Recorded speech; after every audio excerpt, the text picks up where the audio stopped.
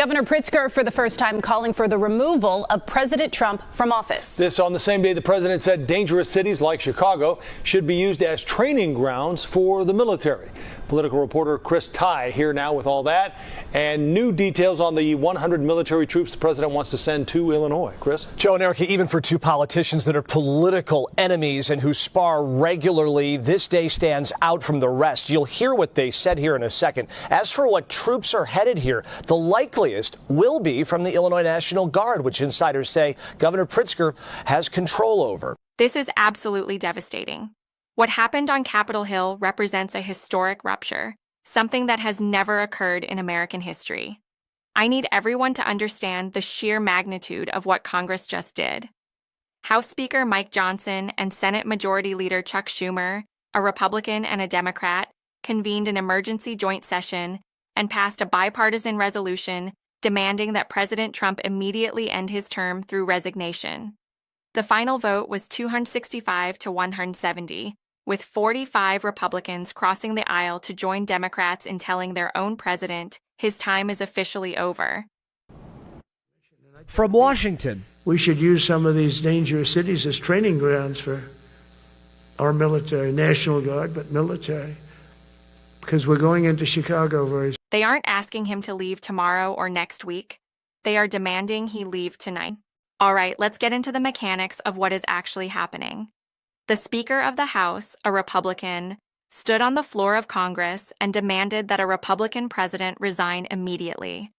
Mike Johnson, who has defended Trump through every scandal, every controversy, and every outrage, stood next to Chuck Schumer and told Trump his presidency must end. That image alone tells you everything about how completely the political ground has shifted. The Republican Party has officially abandoned Donald Trump and is demanding he leave office before this situation gets any worse. The resolution language is extraordinary. It states that immediate voluntary relinquishment is urged and that failure to comply constitutes an abdication crisis that will be resolved through constitutional mechanisms. Congress is giving Trump a choice: resign with whatever dignity remains or face removal through other means. The resolution passed with 45 Republican votes, not just moderates from swing districts, but members from across the entire party who have concluded there is no path forward that includes Trump remaining in office. Think about the weight of that. 45 Republicans, nearly a quarter of the Republican caucus, voting with Democrats to tell their president to leave. These aren't reluctant votes cast with heavy hearts. These are members who have seen everything unfolding, watched the crisis escalate, and concluded that continued association with Trump is political suicide and moral bankruptcy. They are saving themselves and the institution by throwing Trump overboard, and they are not being subtle about it. Share this video with everyone you know because Trump's response was captured on his live stream from Mar-a-Lago, and it was his most unhinged moment yet in a day full of unhinged moments. He screamed that Congress was demanding his head. He called every member who voted for the resolution a traitor. He said his term ends when he says it ends, not when Congress says and not when judges say. And then he said the words that have law enforcement on high alert across the country: civil war starts now.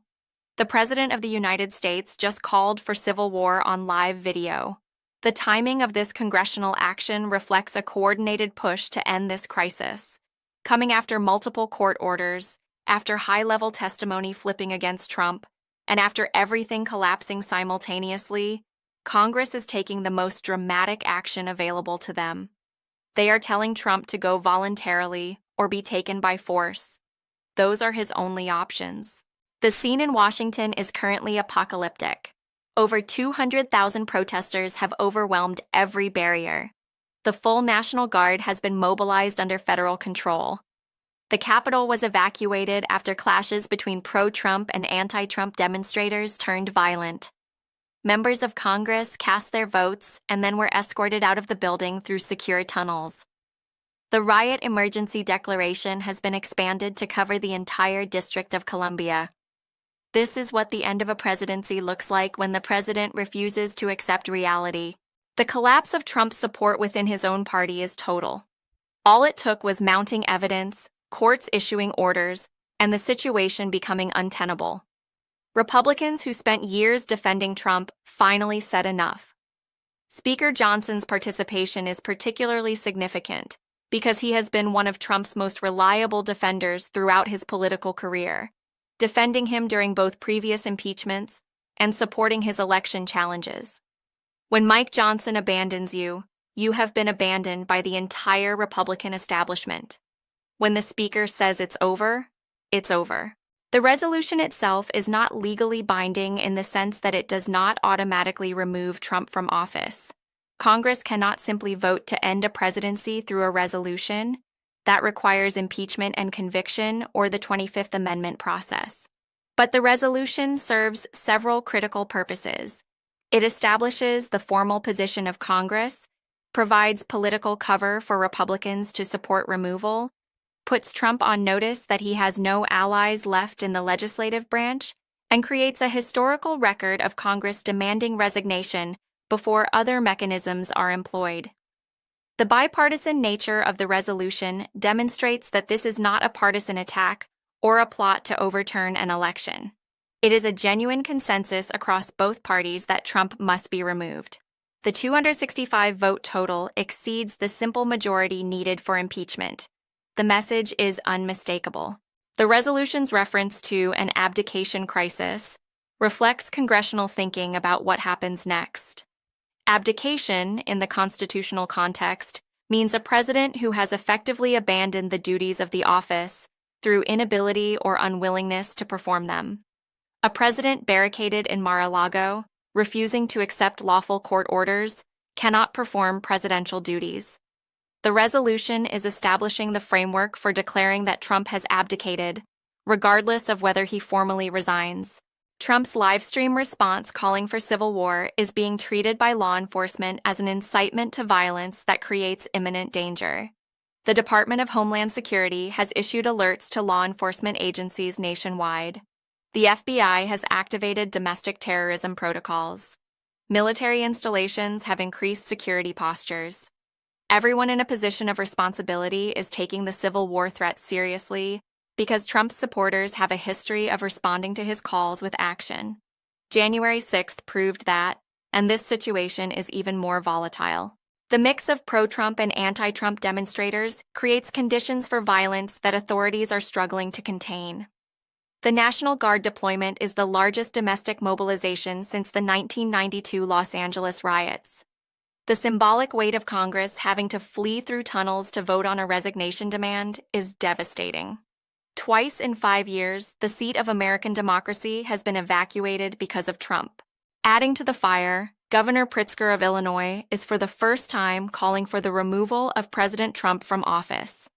This comes on the same day Trump said dangerous cities, like Chicago, should be used as training grounds for the military.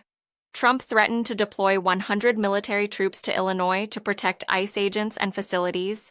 He wants to force Pritzker to activate the Illinois National Guard, Illinois' own troops, against Illinois residents. Legal experts say Pritzker could refuse if he deems the orders illegal, which he almost certainly would, leading to immediate legal proceedings.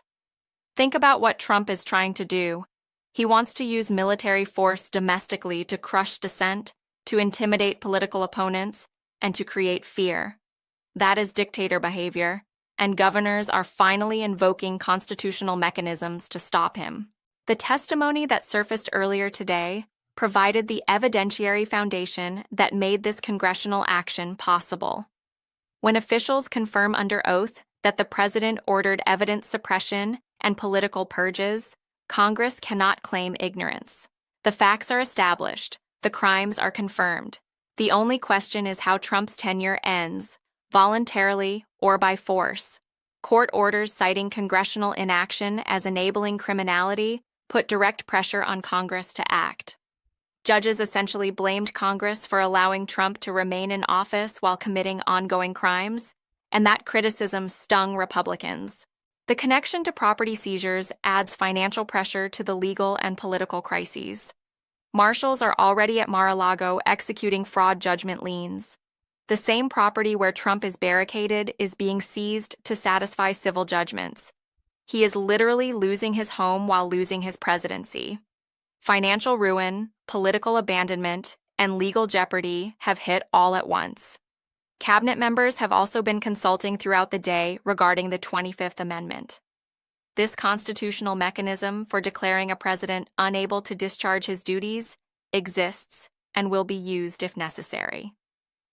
The congressional resolution makes cabinet action easier by demonstrating that both branches of government have lost confidence in Trump.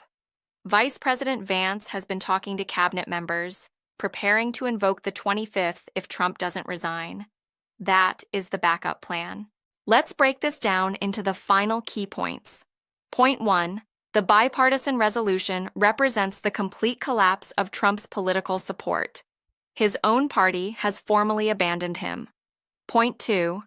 Mike Johnson joining Schumer shatters any illusion that this is a partisan plot. Point 3. Trump calling for civil war constitutes incitement that justifies the urgent timeline for removal. Point 4. 200,000 protesters and a Capitol evacuation demonstrate that rapid resolution is essential to prevent mass casualties. Point 5. The abdication crisis framework allows Congress to bypass formal trials if he refuses to leave. Point 6. Testimony and court orders have removed any legal ambiguity. Point 7. Property seizures mean Trump is losing everything simultaneously. We are in the final hours of this crisis. Trump's call for civil war has raised the stakes dramatically. Law enforcement must now prepare for the possibility of armed resistance. No one knows what will happen when authorities approach Mar-a-Lago to enforce court orders or execute arrest warrants. Trump has called for resistance, and the question is how many will answer that call and how violent they will be.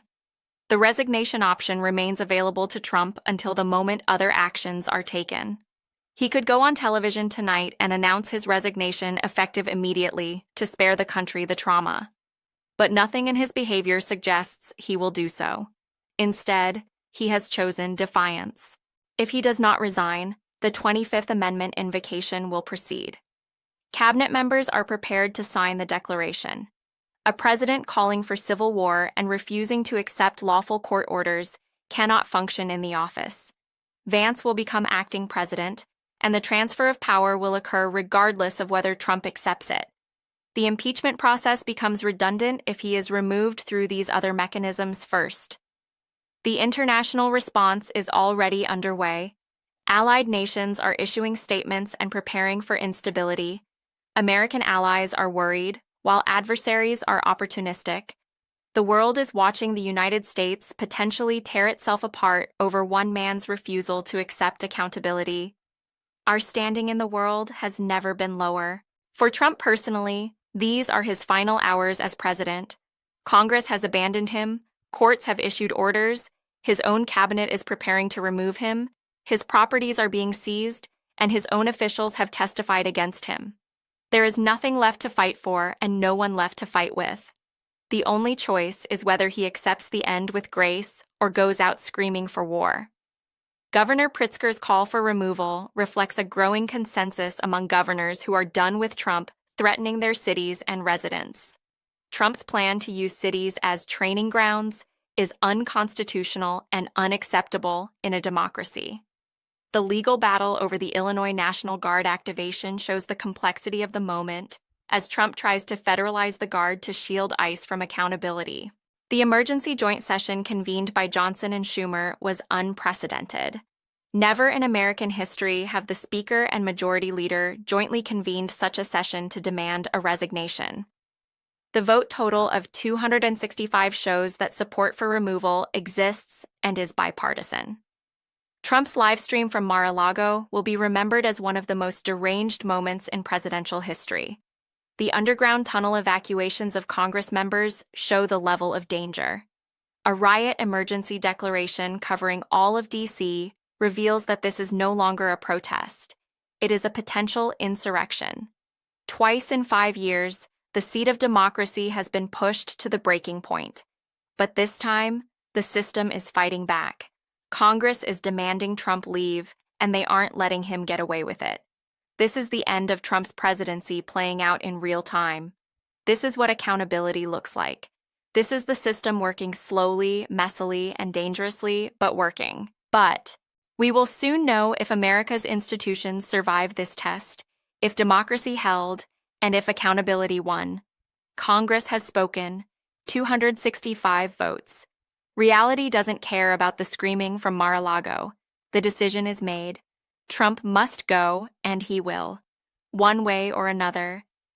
Would you like me to look into the specific military protocols for the federalization of a state's National Guard and the legal precedents for a governor refusing such a direct order from the commander-in-chief? This would help clarify the upcoming legal battle in Illinois. Let me know if you want that detailed breakdown for our next segment. Stay informed, stay vigilant, and stay with us. Trump screams in rage as Congress demands Trump to end term. If you want to stay ahead of the headlines, please subscribe, because you might think you are informed, but you often aren't. Your subscription actually matters here. That's why we built this show, to bring you real stories, real context, and no corporate spin.